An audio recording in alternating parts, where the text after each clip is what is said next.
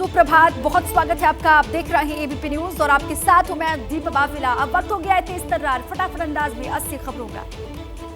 नमस्कार, बहुत स्वागत है आप सभी का इस न्यूज बुलेटिन में। और जैसा कि दीपा ने बताया, वक्त 8 मिनट में 80 खबरों का है, तो चलिए इसकी शुरुआत करते हैं।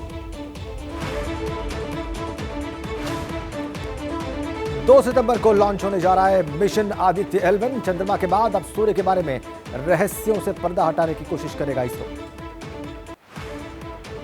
2 सितंबर को सुबह 11:50 पर होगी लॉन्चिंग। आंध्र प्रदेश के श्रीहरिकोटा से PSLV C57 की मदद से लॉन्च किया जाएगा। बुधवार को इसरो ने की आदित्य 11 की लॉन्चिंग के रिहर्सल। इसरो के मुताबिक लॉन्चिंग की तैयारियां पूरी की गई। आदित्य L1 मिशन के तहत इसरो सूरज से निकलने वाली किरणों का करेगा अध्ययन। धरती और सूरज के बीच L1 पॉइंट में रखा जाएगा। आदित्य L1 मिशन का लक्ष्य L1 के चारों ओर की कक्षा में सूर्य का अध्ययन करना है। यह अंतरिक्ष यान 7 पेलोड लेकर जाएगा। अंतरिक्ष यान को सूर्य की सबसे बाहरी परतों की स्टडी के लिए किया गया है तैयार। सौर वायु के बारे में भी जुटाएगी जानकारी। आदित्य L1 मिशन पर करीब 424 करोड़ रुपए का खर्च आया है। इसरो के मुताबिक पूरी तरह से स्वदेशी मिशन। पॉइंट L1 से सूर्य को बगैर किसी बाधा के देखा जा सकता है। आदित्य L1 तय पॉइंट तक करीब 15 लाख किलोमीटर की दूरी तय करेगा। आदित्य L1 सूरज के कोरोना से निकलने वाली गर्मी और गर्म हवाओं की स्टडी करेगा। ओजोन लेयर पर इसका क्या प्रभाव पड़ता है, इसकी जानकारी भी इकट्ठा करेगा। L1 सौर वायुमंडल को समझने की भी करेगा कोशिश। क्या असर होता है, इसकी जुटाएगा जानकारी। भारत पहली बार लॉन्च कर रहा है सूर्य मिशन। सूर्य का अध्ययन करने के लिए सबसे ज्यादा सूर्य मिशन नासा ने भेजे हैं। यूरोपियन स्पेस एजेंसी ने भी नासा के साथ भेजा था सूर्य पर मिशन। 1994 में हुई थी लॉन्चिंग। नासा ने भी 2001 में जेनेसिस मिशन किया था लॉन्च। धरती और सूरज के बीच में कुल 5 ऐसे पॉइंट्स चिन्हित जहां पर भेजा जा सकता है स्पेसक्राफ्ट। सूरज का सबसे नजदीकी पॉइंट है L1। सूरज से L1 पॉइंट की दूरी करीब 14 करोड़ 85 लाख किलोमीटर है। L1 पॉइंट को लैग्रेंजियन पॉइंट भी कहा जाता है। आदित्य L1 को L1 तक पहुंचने में करीब 4 महीने का वक्त लगेगा। चंद्रयान 3 की तरह यह भी अलग अलग कक्षाओं से होकर गुजरेगा। रोवर प्रज्ञान ने भेजी लैंडर विक्रम की तस्वीर। इस तस्वीर में विक्रम और लैंडिंग स्पॉट को साफ साफ देखा जा सकता है। प्रज्ञान रोवर पर लगे नेविगेशन कैमरे से खींची गई फोटो। यह तस्वीर रोवर ने ऑनबोर्ड नेविगेशन कैमरे से ली है। छत्तीसगढ़ कांग्रेस ने विधानसभा चुनाव जीतने के लिए बनाई नई रणनीति। 4 बिंदुओं पर बीजेपी को घेरेगी कांग्रेस। केंद्र सरकार को घेरने की पूरी तैयारी। छत्तीसगढ़ में विधानसभा चुनाव की कांग्रेस ने तैयारियां तेज की। राहुल गांधी की सभा में 4 लाख युवाओं को जुटाने की तैयारी। मुख्यमंत्री भूपेश बघेल ने पीसीसी को निर्देश दिए। राष्ट्रीय नेताओं के दौरे की तैयारी में जुटी है कांग्रेस। रायपुर में कांग्रेस ऑफिस पहुंचे सीएम भूपेश बघेल और प्रदेश कांग्रेस अध्यक्ष दीपक बैज। पार्टी पदाधिकारियों के साथ की मीटिंग। उद्धव ठाकरे ने कहा, प्रकाश अंबेडकर से इंडिया गठबंधन में आने के बारे में पूछना होगा। देश के लिए, इंडिया और राज्य के लिए एमवीए गठबंधन पर चर्चा संभव। बीएसपी और बीजेपी में चल रही है बातचीत। मुंबई में शरद पवार ने कहा, विपक्षी गठबंधन इंडिया की बैठक में सीटों को लेकर बात होने की संभावना। प्रकाश अंबेडकर की वीबीए और शिवसेना का गठबंधन है, लेकिन वो इंडिया के साथ नहीं। सीरम इंस्टीट्यूट के साइरस पूनावाला ने कहा, शरद पवार बहुत ही समझदार नेता। पीएम बनने का 2 मौका उनके पास था। वो देश की बहुत सेवा कर सकते थे, लेकिन मौका हाथ से निकल गया। यूपी के बलिया में जेडीयू नेता अवलेश सिंह का बयान। नीतीश विपक्षी एकता, इंडिया महागठबंधन के सूत्रधार। नीतीश को ही प्रधानमंत्री पद का चेहरा और संयोजक बनाया जाना चाहिए। कांग्रेस नेता सुप्रिया श्रीनेत ने मुंबई में कहा, विपक्षी गठबंधन इंडिया के बीच कोई गतिरोध नहीं। हम बड़े लक्ष्य के लिए एक साथ हैं और इसे हासिल करना चाहते हैं। कुछ चीजें चुनाव के बाद तय होंगी।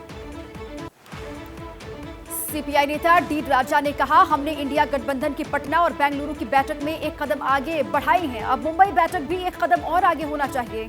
हमें भाजपा के खिलाफ लड़ने के लिए लोगों को एकजुट करना होगा। पश्चिम बंगाल की मुख्यमंत्री ममता बनर्जी ने उद्धव ठाकरे से मुलाकात की। लोकसभा चुनाव के बारे में पूछे जाने पर कहा, खेला होगा।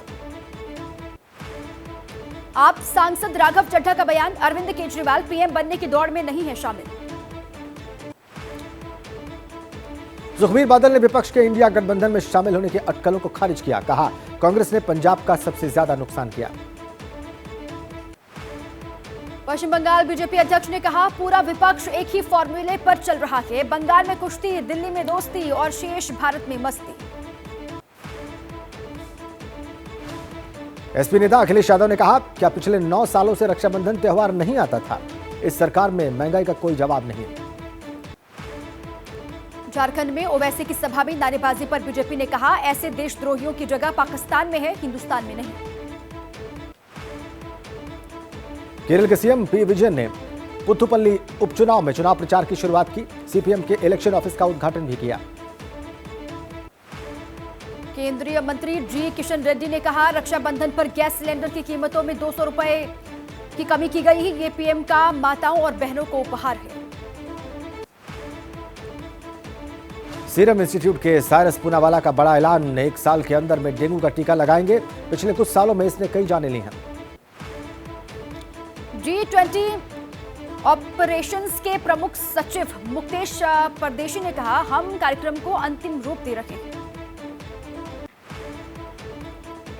भारतीय ओलंपिक संघ के अध्यक्ष पीटी उषा राष्ट्रमंडल खेल महासंघ के उपाध्यक्ष पद का चुनाव लड़ेंगी। उम्मीदवारों की सूची जारी। यूपी लोक सेवा आयोग ने घोषित किए पीसीएस जे परीक्षा 2022 के नतीजे। कानपुर की निशी गुप्ता टॉपर। जम्मू कश्मीर में Udhampur Srinagar Baramulla rail link project के तहत खारी और सुम्बे रेलवे स्टेशन के बीच रेल ट्रैक बिछाने का काम पूरा।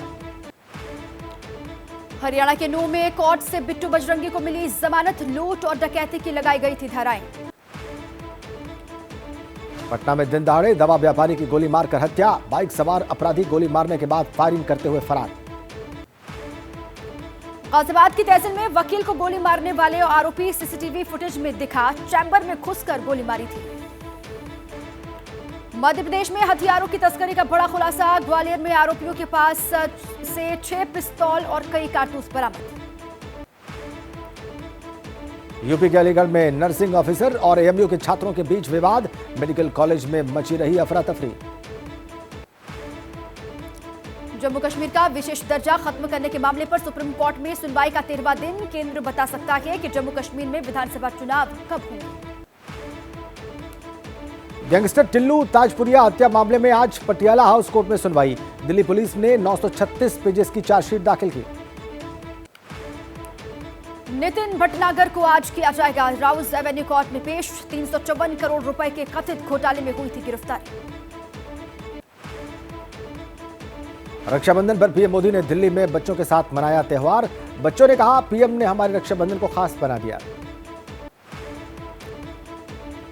ममता बनर्जी ने अमिताभ बच्चन को बांधी राखी। कहा, उन्हें दुर्गा पूजा अंतर्राष्ट्रीय फिल्म महोत्सव में आमंत्रित किया। यूपी में रक्षाबंधन पर महिलाओं को तोहफा।